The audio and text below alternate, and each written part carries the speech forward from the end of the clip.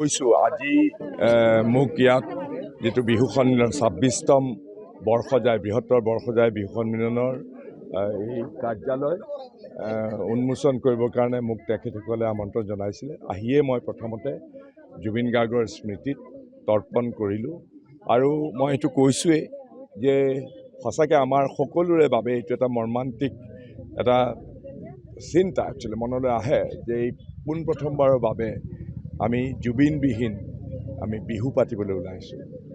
জুবিনৰ অভাৱ সকলো জেগাতে অসমৰ চুকে কোণে সকলোৱে এই বিহুতলিবিলাকত অভাৱ অনুভৱ কৰিব।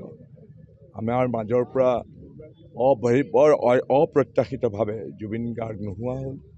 গতিকে তেওঁ অমৰ হৈ থাকিব অসমীয়া মানুহৰ অন্তৰ আৰু ময়ো তেখেতসকলৰ লগতে আমাৰ শ্ৰদ্ধাঞ্জলি আজি জুবিনৰ প্ৰতি অৰ্পণ কৰিলোঁ। আৰু যোৱাবাৰ মোক কৈছে যোৱাবাৰ এই বিহুতলিতে জুবিন গাৰ্গে আহি তেওঁ অনুষ্ঠানত অংশগ্ৰহণ কৰিছিলে। এইটো আমাৰ দুৰ্ভাগ্য যে এইবাৰ তেওঁ আমাৰ মাজত নাথাকিব। জয়ন্ত দাস তেওঁক আপুনি লগ কৰিম বুলি কৈছে।